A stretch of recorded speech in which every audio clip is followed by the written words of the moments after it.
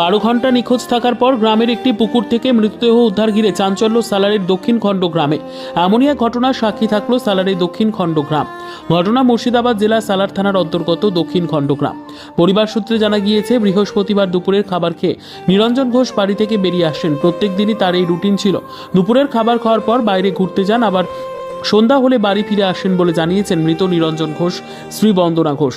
গতকাল বৃহস্পতিবার সে একইভাবে তিনি দুপুরের খাবার খাওয়ার পর বাড়ি থেকে বেরিয়ে যান, কিন্তু দুপুর গড়িয়ে সন্ধে হলেও তিনি বাড়িতে না আসলে মৃত নিরঞ্জন ঘোষ স্ত্রী বন্দনা ঘোষ খোঁজাখুঁজি শুরু করে দেন। সন্ধে গড়িয়ে রাত হয়ে গেলেও তার স্বামী কোনো খোঁজ পেলে না। যদিও নীলাঞ্জনা ঘোষের মৃগী রোগ আছে, সেটাই জেনে তার পরিবার আরও বেশি পরিমাণে খোঁজাখুঁজি শুরু করে দেয়। রাতের মধ্যে কোনো সন্ধান মেলেনি।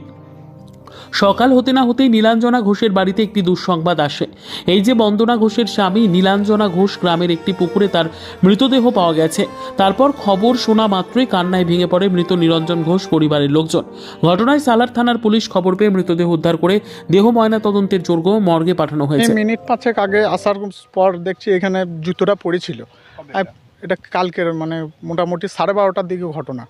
12:30 ঘটনার দিকে আমি মোটামুটি গাড়িটা এখানটা স্ট্যান্ড করলাম, যে আমি এসে এখানটা দেখছি জুতোটা লাগানো আছে। আমি এদিকে যেতে যেতে ভাবছিলাম যে জুতোটা হয়তো কেউ ফেলে গিয়েছে, না হলে কেউ হয়তো ভুলে পালিয়ে গিয়েছে, পায়খানা করেছে দিয়ে চলে গিয়েছে। তারপর আমি বিকেলবেলাতে আবার মোটামুটি 4:30-5টার দিকে এলাম এখানে, তখনও দেখছি জুতোটা রাখা এখানে।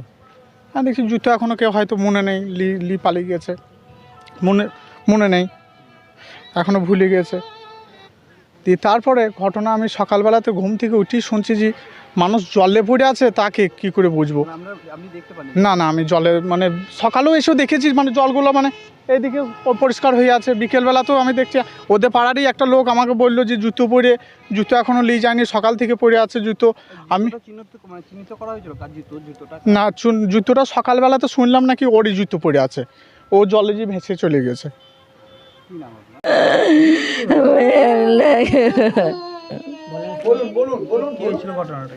ঘটনাটা এমনি কিছু হয় না। ভাত খেলো, ভাতটা খেয়ে রোজই ওই দুপুরবেলায় ওইখানে দুর্গাতলা আছে গ্রামের ভেতরে, ওই দুর্গাতলায় সবাই তাস খেলা করে, ও বসে বসে দেখে।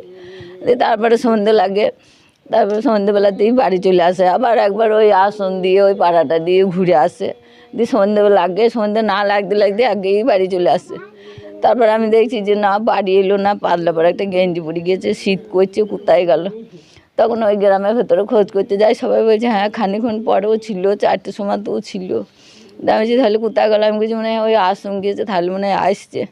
তারপরে দেখছি আস্তে আস্তে সন্ধে লেগে গেলো, তখনও দেখছি বাড়ি ঢুকলো না। দিয়ে তখন আবার সবাই 5জনকে বললাম, 5জন আবার তখন 7টা-8টা হবে, তাও দিয়ে সব ওই পুকুরে গাবায় মাঠে সব খুঁজে এলেও পেলাম না। তারপরে দেখছি বাড়ির দরজা খোলাই আছে, বসে আছে। আমি বলছি কোথাও গিয়েছে, তাহলে বাড়ি আসবে। তারপর দেখছি আর বাড়ি এলো না। তারপরে সকালবেলায় আবার খোঁজ করে খুঁজতে বেরোইলো। দিয়ে তারপরে ওখানে সবাই খবর দেয় যে না গো এই জলে পড়ে আছে, পুকুরে জলে পড়ে আছে। আমি বলছি তাহলে মনে হয় পায়খানা করতে গিয়েছে, জল ছুঁচ করতে গিয়ে হয়তো মনে হয় পড়ে গিয়েছে। এই তো বাস, আর কোনো কিছু নেই। ওটা সকালে। বাড়িতে কালকে প্রায় 1টার সময়, ওইরকমই রোজই যায় একটা, হ্যাঁ প্রত্যেক দিনই যায়। তাও সেই সন্ধ্যে না লাগতে বাড়ি চলে আসে। তাও 5টার সময় বাড়ি চলে আসে। কোনোদিন 4টে আসে, ঠিক নাই, বেরিয়ে আসে তো। কোনোদিন 4টে আসে, কোনোদিন 5টায় আসে, এরকম কোনো সময় বাড়ি চলে আসে। সন্ধ্যে লাগলে কোথাও থাকে না, বাড়ি চলে আসে। ও বাড়িতে চিন্তা করবে বলে বাড়ি চলে